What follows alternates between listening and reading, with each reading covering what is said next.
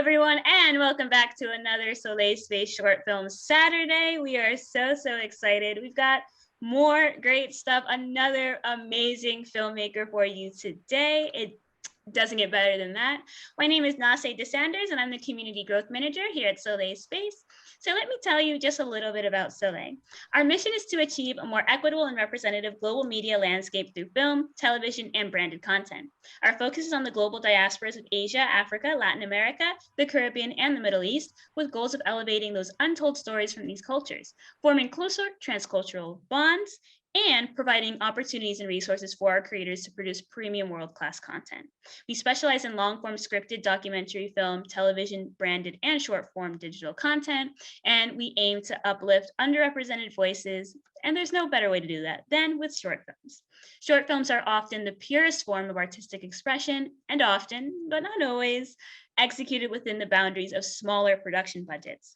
Since launching Short Film Saturday in the late summer of 2021, we have featured 48 films from 39 filmmakers in 21 countries to date. We are upping those numbers today with our latest guest, Leticia Akel Escarate, who is here with me today. We are so excited. We've got 2 films from Leticia, so let me tell you a little bit about her.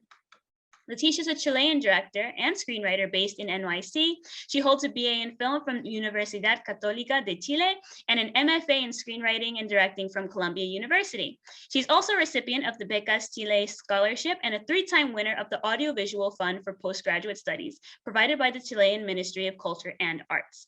In 2009, Leticia wrote, directed, the short films 𝗟𝗘𝗧𝗜𝗍 and 𝗟𝗏𝗧𝗏, winner of the National Talent Award at SANFIC Santiago International Film Festival. In 2010, her short film Rule Number 1 received the Best Narrative Short Film Award at FEMCINE, along with the Best Actor Award and Jury Special Prize at Ovalle Film Festival. She also wrote and directed the short films Life Coach in 2016 and Premonition in 2017, which we're watching today, which won the Cacho Pallero Award at the Huesca International Film Festival, along with other three special jury mentions, and screened at SIFF, Aspen ShortsFest, and Palm Springs ShortFest. So Leticia's been to every festival, guys. Leticia is currently finishing her 6th short film and developing her passion for writing through various projects. Her TV pilot, Friendship Island, received a special mention at the FICG TV Pitch Box and was awarded Faculty Selects at CUFF. Welcome, Leticia. What an intro. You a lot of stuff under your belt already.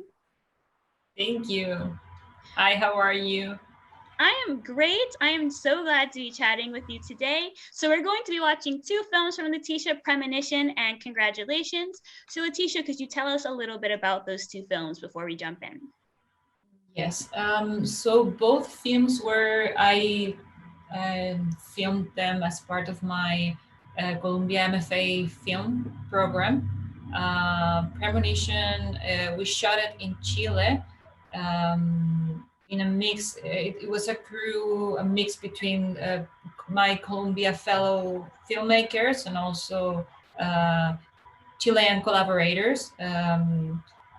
And Congratulations, on the other hand, it was also part of my film program, and we shot it in New York. It was, in that sense, while the first film was the majority of the crew, and the place where we shot it was in Chile. With Congratulations, we changed things up a little bit, and we shot it in New York with a crew that was, most of them were Columbia students.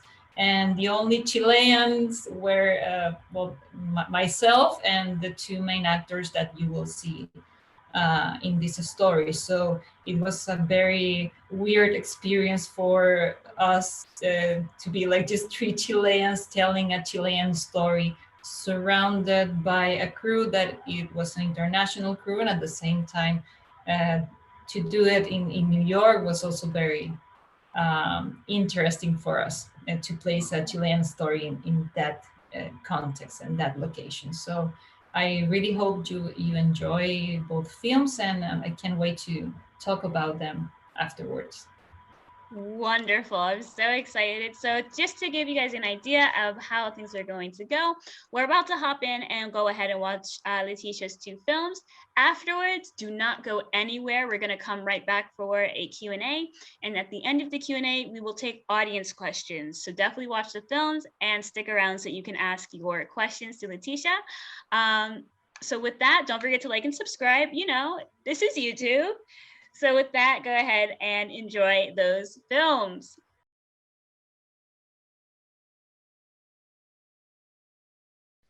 Hey everybody, we are back. This is, for those who are just joining us, this is Short Film Saturday. We have just watched 2 amazing short films by filmmaker Leticia Akel Escarate, who is here with me today. And now we're gonna get into the nitty gritty. We saw the films, we've got questions, right? Everyone clearly enjoyed it. I was watching those comments. I saw you guys. I saw everyone just going for it, and I love that. I love to see the comments. Keep those going.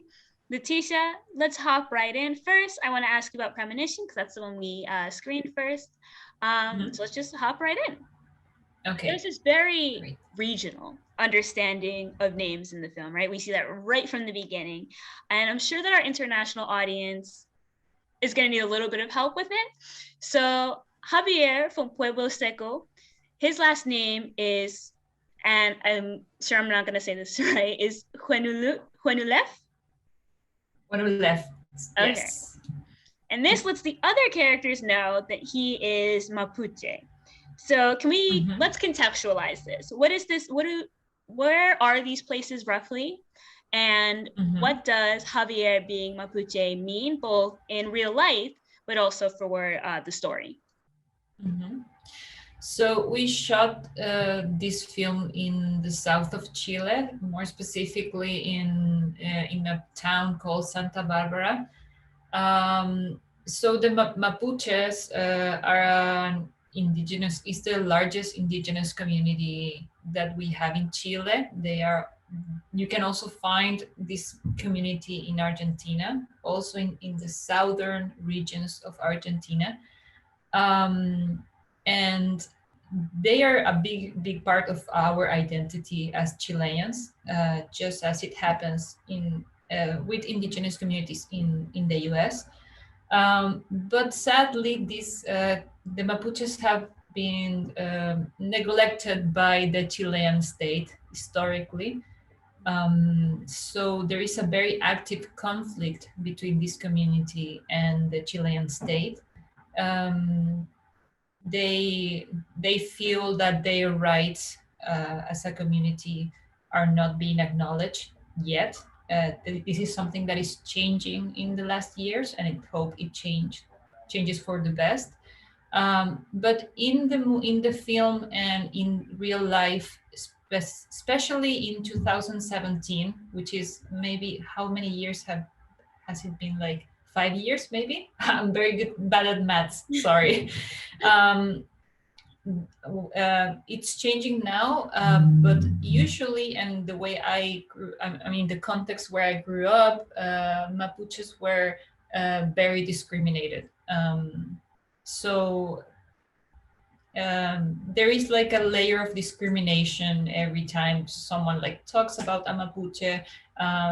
In the end, Andres, the goat, this man that people call goat, which doesn't mean greatest of all time, it's just goat, like literal goat. This time, not like Mary Streep. He usually, this doesn't happen now, but like, for example, people used to call Mapuches Indians, which is like it's a discriminatory way to refer to them. Yeah. So yeah, there is like an active conflict, especially in these areas where you see people like that are not. Everyone has like a percentage of Mapuche blood in their DNA as Chileans, but like some people don't want to accept that, and so in these kind of contexts, more rural contexts, you see this kind of discrimination between people like Chivo or goat in English and Javier, who is coming from a different place.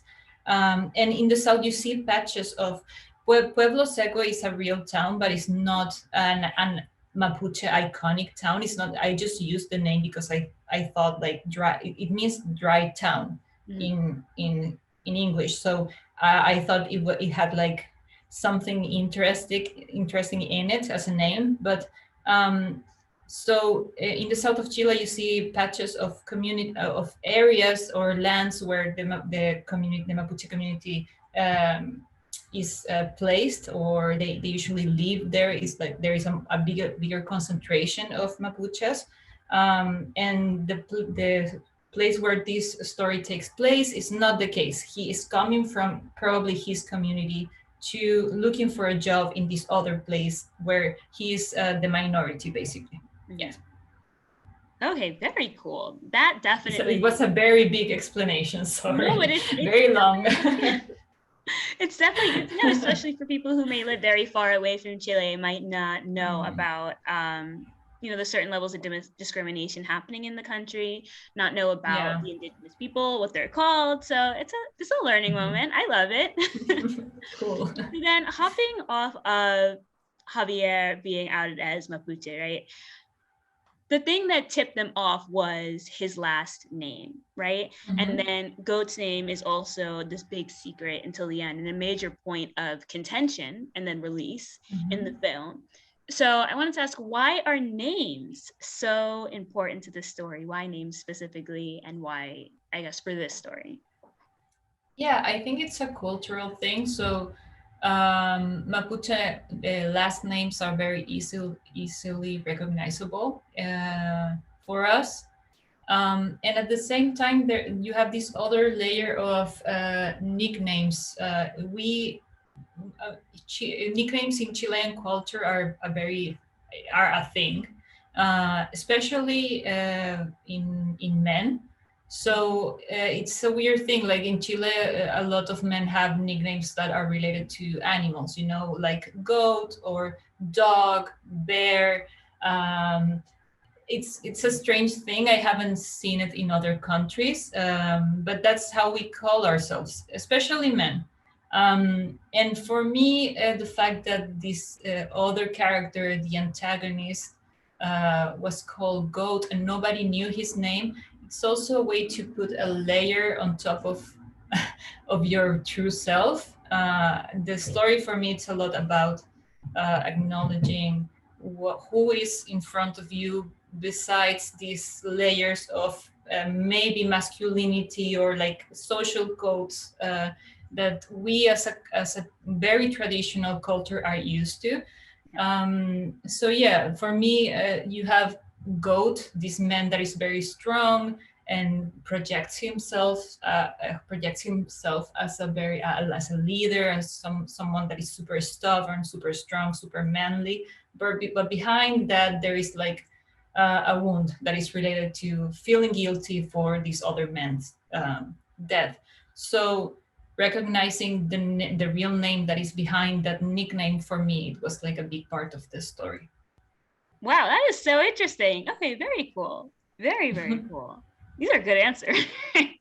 Cool. All answers are good answers, but like still, these are very good answers.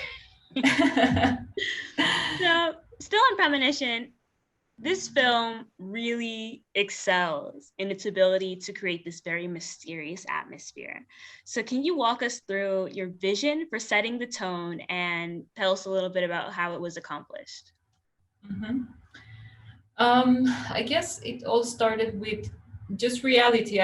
My family is from a different town in the south of Chile, and we shot this even farther down south than where I live. But I remember as a kid that winters used to look like this, like the way you see it in the film. You see these very foggy landscapes, and I also felt that winter and its coldness was a very good way to represent how these men interact. They are very they're not a warm community. They are not welcoming, and it certainly doesn't feel like that for our protagonist. And at the same time, I also wanted to explore the dreams as a different layer. And in order for the dreams to mix with reality, I needed a sense of like an uncanny feeling or a strange feeling in the air, in the atmosphere in general. So I could like move easily from the dreams that Javier has and reality. So I never had doubts about how the film should look and feel for visually and also sound wise. So yeah, it was a very organic evolution. And it was a very challenging process as well, because like to get those kind of shots, you really need to go at a very specific moment of the year, and also shoot like from very early in the morning. Our days started at like maybe 3-4 p.m. before the sun rises, so we can like capture those very foggy moments. Wow. In these locations. Wow. So then, okay, so clearly the locations were definitely a big part of it. How did you go about finding the locations? It was actually very easy, and it was all thanks to one of our producers, Rebecca Gutierrez. She is associated, or like she owns basically Pinda Producciones, which is the production house of this film. Rebecca's family lives there in that town. So I told her about this film while I was studying at Columbia. She is a very dear friend of mine, and she told me, yeah, like I want to help producing it. I want to be your producer, and also my family owns like a land in this area, and we basically shot everything in that property, in that area. And actually the old man in this film, Seferino, is her uncle. So, and the other men that you see besides Chivo, the goat, and Javier are non-actors, and all of them are related to that family. You know, you have uncles and cousins and people that work the land, and yeah, it was a very fun experience, and they were all super excited to be part of it. It felt very familiar. Yeah. Very nice. Very familiar, and very I mean, you see very cool images, but it was all very warm behind cameras. Like it was a very, very nice experience, and they were very welcoming. So yeah, I'm very thankful for that. That's so nice. Yeah, I'm sure the energy on set was great then. Lots of joking around and stuff. Everyone's so familiar with each other. That sounds so nice. Yeah. Yeah, exactly. So then with that, I want to hop over to Congratulations, the second film we saw. So simple question off the bat, what inspired you to make Congratulations? Where does the storyline come from? Mm-hmm. So it's not based on a real story. I just wanted to say that it's not something that I lived with my parents or anything. But because I had the great opportunity to study, to go to college and study abroad, go to Columbia, I had this, I started experiencing how different my own experiences were in relation to how my parents were formed, education wise and professionally as well. So, and it was, for me, it was an interesting exercise to put myself in the shoes of the parents, in the sense of they work so hard to give you all the opportunities in life, and in my parents' case, they are like super proud of it. But at the same time, I just started entertaining the idea of okay, but what happens? How do they feel about it professionally, especially in the case of these two men that share the same profession, the same career. So for me, it was an entertaining exercise to see, okay, like where do we draw the line between pride, fatherly pride, and also like envy, or you feel like certain sense of competition with your own son, maybe because like you are actually on the same career or like working in the same kind of things. So and I've seen similar cases in real life. I won't tell who. But yeah, I think it's an interesting thing to put yourself in the perspective of someone whose career is ending, maybe, and seeing how that relates to a career that is just starting and it seems so promising at the same time. Yeah. Okay, that's very interesting. So then, sticking with the dad then, in the beginning of the party scene, we see the father, Guillermo, go through something that most immigrants and multilingual people are experienced with, and that's not being able to express oneself in a language, but desperately wanting to. He's a scientist, right? He's a smart guy, but he's unable to communicate on this very basic level in English. And you and the actor capture this feeling so well. So why did you include this as a part of Guillermo's arc in the short? For me, it was very fundamental to express that frustration. It was something that was part of my experience at Columbia and just living in New York. And it's also that it's something that I'm experiencing right now with you, you know, like the capacity of feeling that I can maybe express myself in a better way in my native language rather than English. And in the case of Guillermo, this is even more extreme because he doesn't understand what the other people are saying around him. And at the same time, he can just like explain himself better or just like say, hey, I'm here too. And I also have something to say or something to, I've also done like cool things like you guys but I can't express it. But at the same time, he sees that his son is, he doesn't have that problem, you know, and he seems like he flows with the rest of his friends and it's not a problem for him. So yeah, for me it was a very important beat in the story to see how frustrating it was for him to not being able to communicate. And well, at the same time, he also noticed that this other guy speaks Spanish, and later on you see that he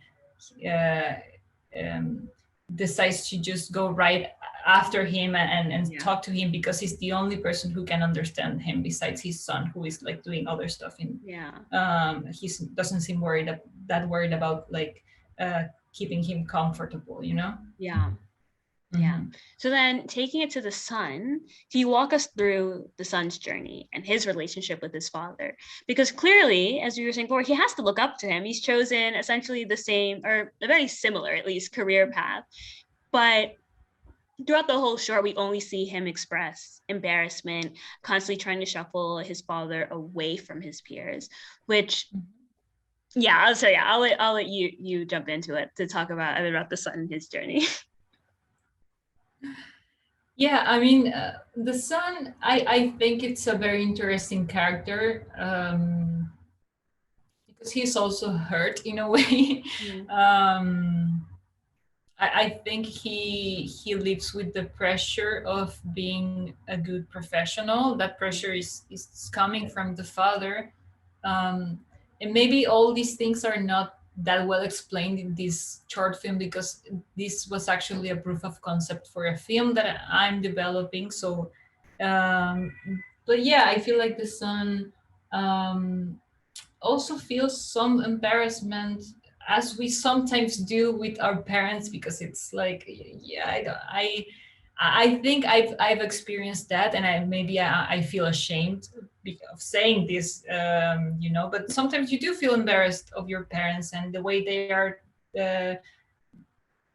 expressing themselves in certain situations, or the way they are behaving is not the way you expect them to behave. So there is a portion of that, and at the same time, I do see in him certain vulnerability because he is in that place because probably his father also pushed him to be in that place of excellency and of he is very competitive, probably because his father is that way also. So it is a very complex relationship, and I'm very interested in keep developing maybe in a feature film format. Definitely. A short film is it's yeah, you have a very limited amount of like minutes to tell a story, but this is I feel it is a relationship that it's very complex, and mixes a professional environment, but also like a relationship between a father and a son. Yeah, very nice. Definitely. I think the short film does a great job of teasing the elements of the psychology so that we'll want to see more, because when I watched it the whole time, I was like fully dissecting the son's psychology. Like this. Yeah. So it's really cool. I think we'll be excited for the feature version. So then I hope so. I hope I can make it happen someday. Definitely. So then Premonition and Congratulations, which both films we saw today, both center around male subjects. Premonition is all male. Congratulations, we have some women in the background, right? And all of your films, except for your most recent one, have had almost entirely male casts, but almost entirely female crews, which I think is very, very cool. Leticia, can you tell us a bit about that, why you're choosing male subjects with female collaborators? Maybe it wasn't like a conscious decision at the beginning, but as you start working on your stories and you start working on your short films, like I realized that there were some common patterns in terms of the type of characters that I wanted to explore, and also the themes that I wanted to explore. And I had to look back at my own story and personal story, and I do feel that masculinity and as a positive and also as a negative thing has been very present in my life. Male figures in my family were not precisely like the men that you watch in these films, but they were and they are men that are very attached to traditional values, and they behave based on very traditional and conservative structures, social structures. Since I was a kid, I was observing this, and because I was super shy, I was just observing these social codes that were very manly, and I also had the opportunity of seeing these other vulnerable sides of men. But I was like, why are you not expressing that you're sad and you just act very manly and very strong? Like, it was so weird for me not to see, for example, my father cry if I knew that he was sad. So I started processing these things, and for me, masculinity is not necessarily a bad thing, but it has toxicity in it, and it's not only affecting us as women, as daughters and wives and sisters, but it's also in affecting them as men, and being also like someone that loves deeply. I love deeply my father, my brother, my uncle. I feel for them as well. So that's why I wanted to explore these characters that have a wound inside but can't express it that as clearly as sometimes we as women are allowed to. Having a female crew, it's something that has been happening like lately. It started with Premonition, and it's something that I've kept as a rule, maybe for Congratulations, and also for the film that I just shot here in Chile a couple of months ago. I really enjoy working with female collaborators, and I think we as women, we need to give other women opportunities behind cameras. But with Premonition, it was like very clear that we were mostly women behind cameras, and we were just like shooting only men in front of camera. And all of our men were, all of our characters are male men, and at the same time, like the DP, the producer, the production designer, well, myself, we were all like, all the head of departments were female. So yeah, I really enjoy that configuration. I think it's a very good way to balance out the fact that maybe we're telling a story about men, but we are doing it from our perspective as women, and that translates to from the script. I mean, you will see that in the script, and the shots, and also the photography, even the way it was produced, because we were all female behind cameras, like telling this story. So yeah, that is, I love it. Absolutely love it. It's very much a switch of what you normally see, right? Normally we have our all male crew, and then, I mean, mostly male cast too, to be honest, but yeah. I like the fun. So how did you interact with film and film culture growing up, and how do you think that's affected your artistic vision today? Well, I mean, culture, it's a weird word for us as Chileans, because at least when I grew up, we had a dictatorship, like, and it lasted until the early 90s. So there wasn't a lot, there was a lot of censorship in our country. So when I grew up, I have the feeling, and this is a very personal perspective, that culture wasn't really a thing, because it was just starting again. And we just had like spaces for culture were just opening for us as I was growing up. So, but I had the fortune of having my grandfather. He was also a filmmaker and a photographer. Nice. So while I didn't have a lot of chances to experience culture in society, and I was just consuming the most basic things, like the movies that you usually watch at cinemas, the most commercial ones. At home, I did have a very special access to writing stories and making up characters. My grandfather, like, always he taught me about like the shots, like, oh, this is like a white shot, and like you can combine this white shot with like a very with a close-up, and we were always like imagining stories and writing them, and also like imagining how we would shoot them if they were a film.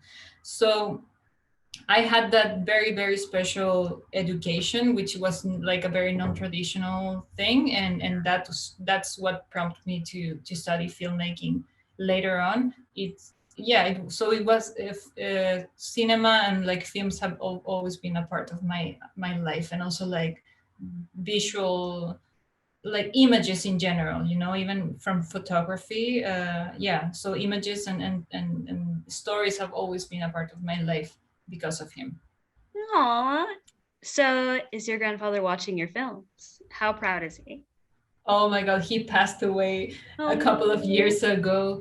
But he watched some of my films, and he was super, super proud of what I've done. And it was a very special relationship. So I'm trying to follow his steps and just extend his own like creative search through me. So yeah, I feel like I have that responsibility as well to just keep doing what he was doing. Yeah. Oh, well, I'm so glad you got to see some of your films before moving on. That is so great.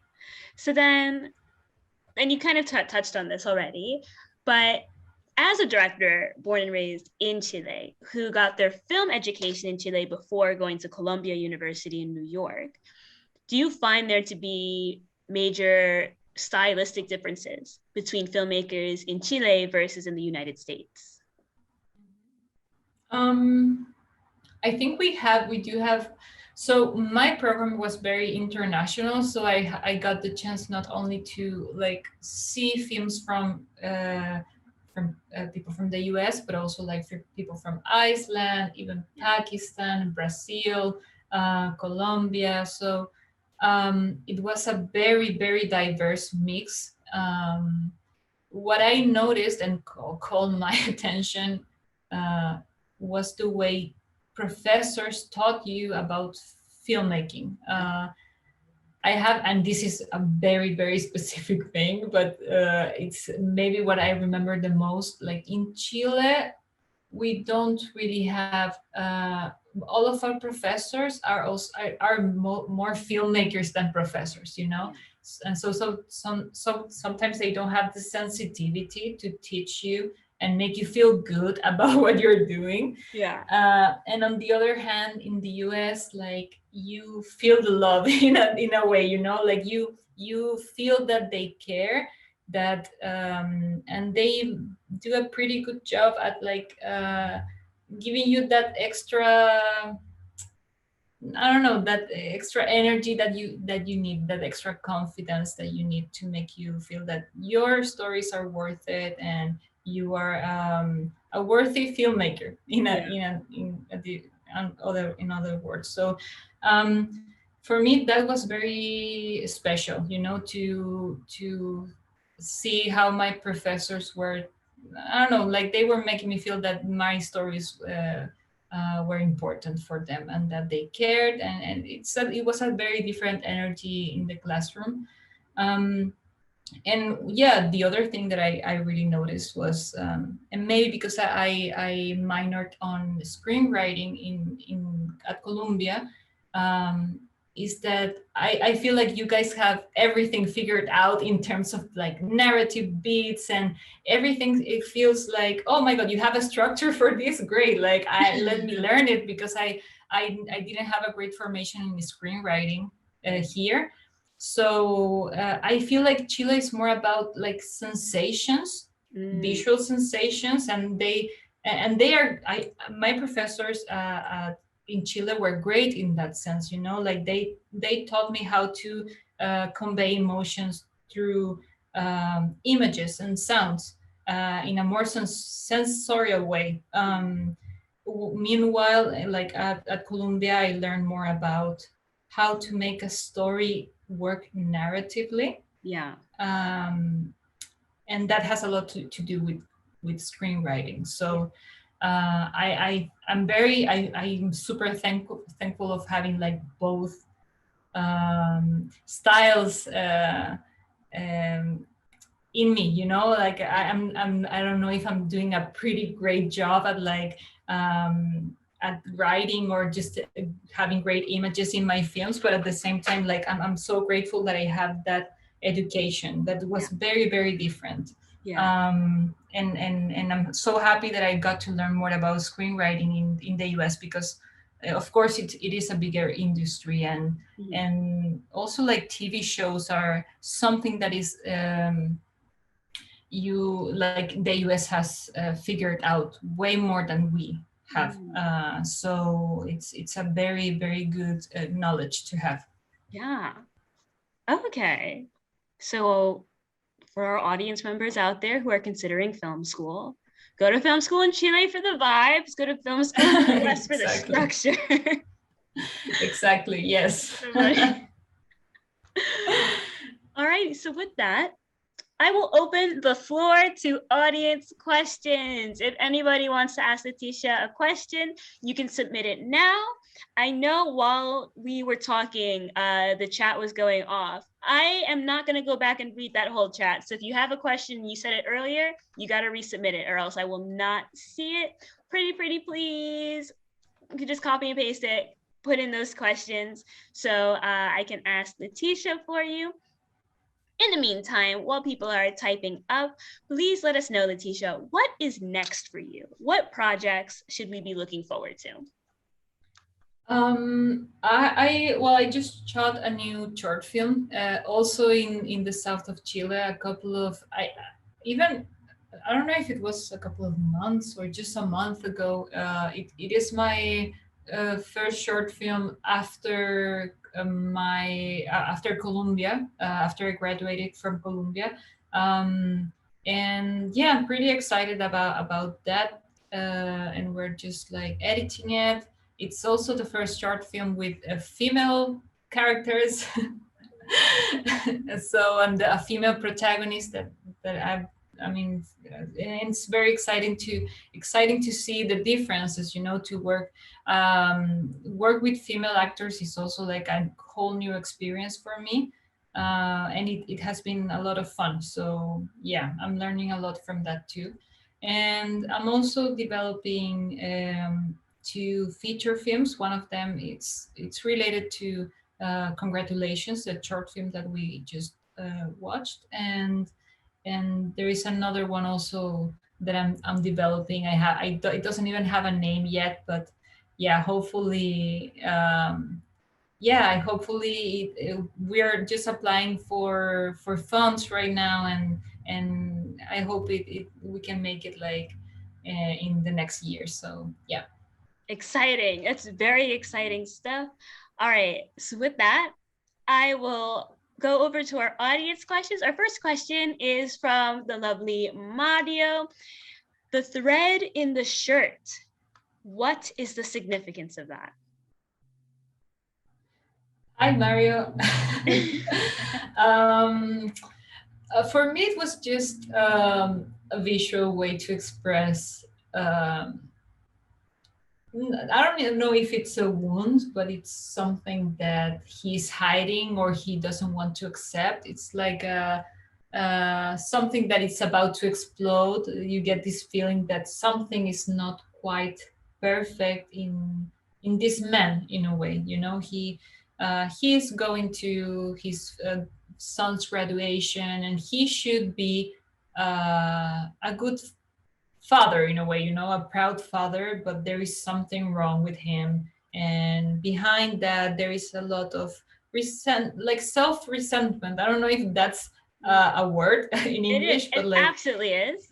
Yeah, so he feels maybe he hasn't done enough in his life, and he is a very insecure man. And seeing his son like wakes all those feelings up. So yeah, for me the thread is just a way to tell, okay, maybe there's something that he needs will happen, and then later on we see that the shirt is completely like ripped off on this area. So yeah, it's just a visual way to express that. Nice. Very Hopefully nice. it's the right answer. Maybe Mario has a different answer, even an even better metaphor for the thread. You're the director. You choose what the right answer is. Very nice question. Thank you, Mario. Next, we have one from Mika. And she's asking, as a female director who chose to examine masculinity through your films, what was the reaction from male audiences, especially male Chileans, to these stories?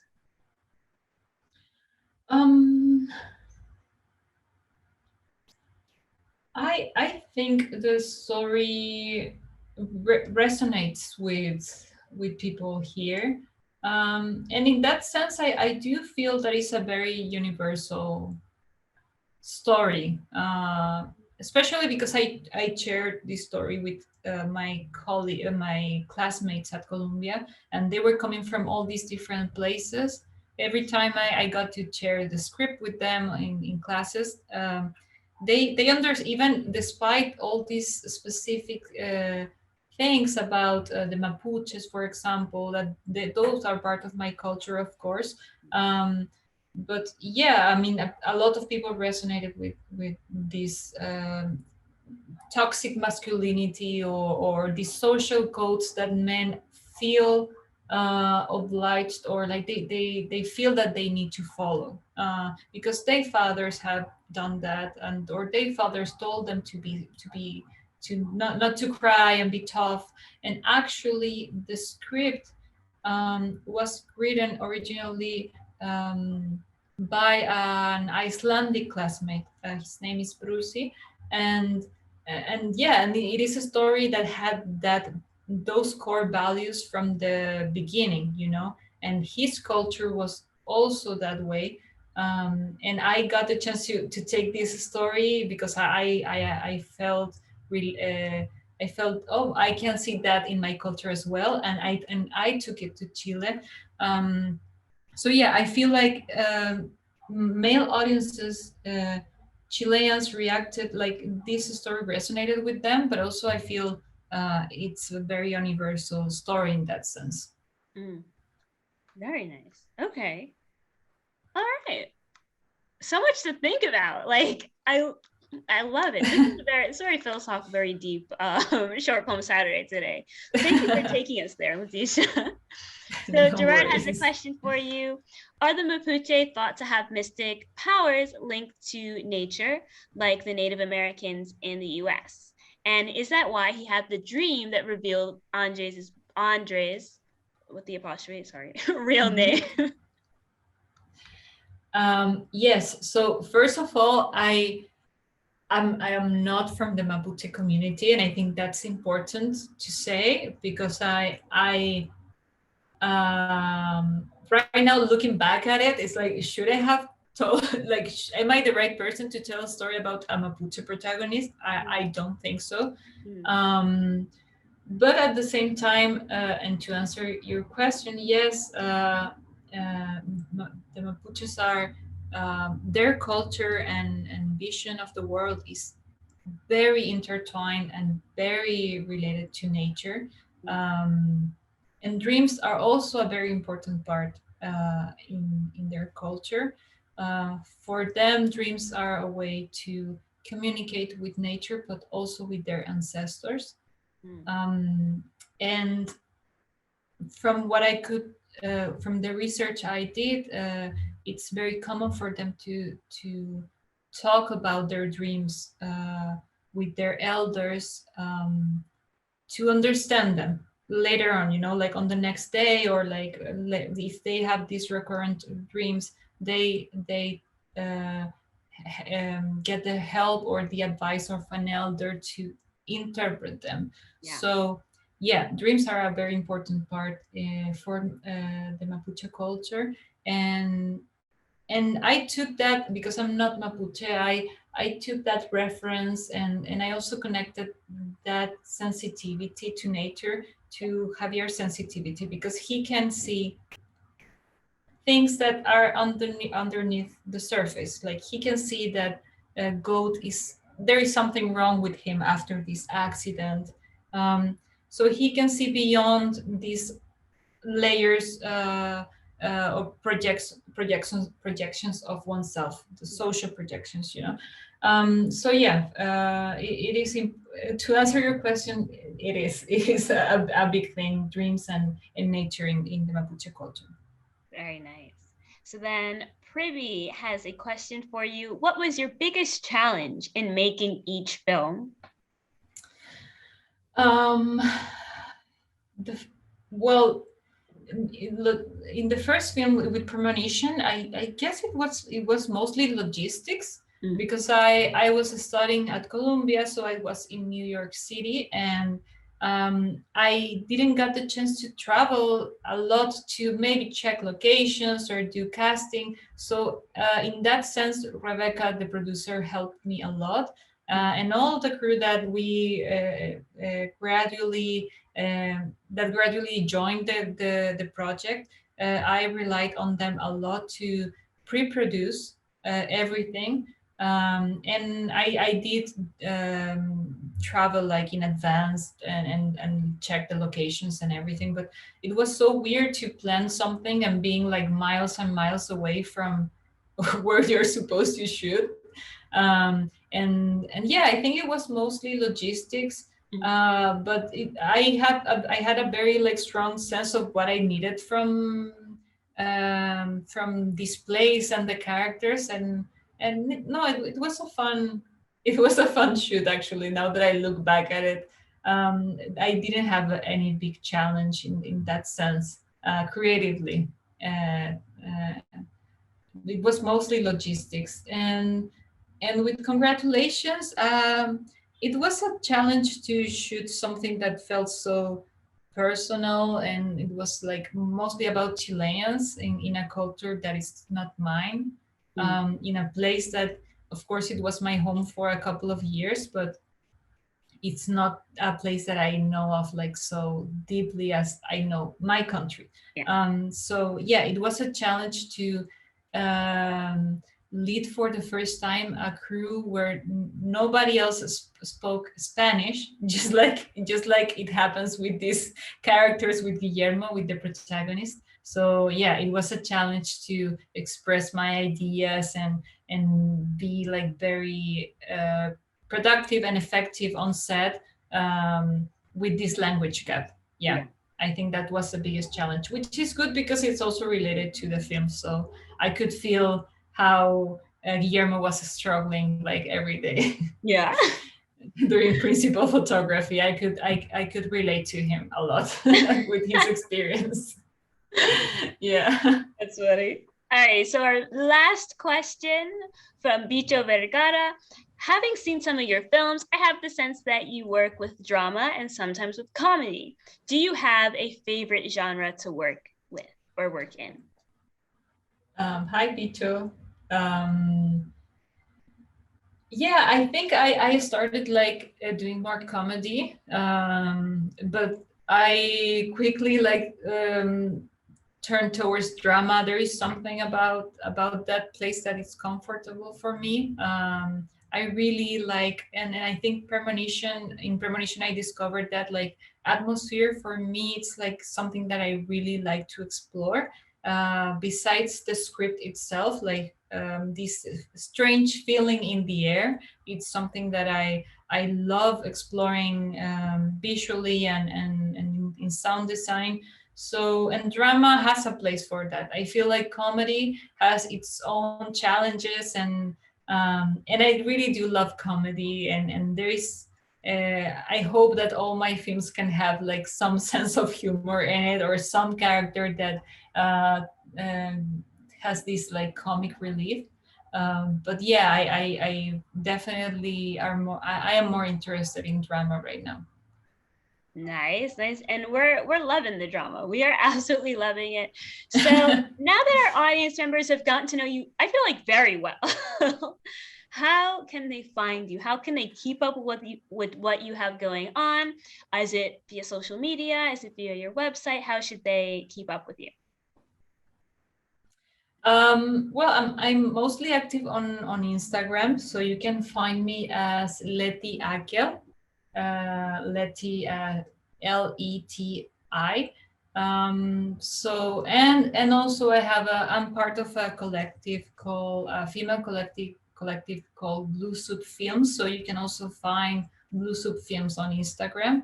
And yeah, and I hope I can keep in touch with all of you. And thank you for watching my films and being part of this session. Wonderful. Which was like so much fun.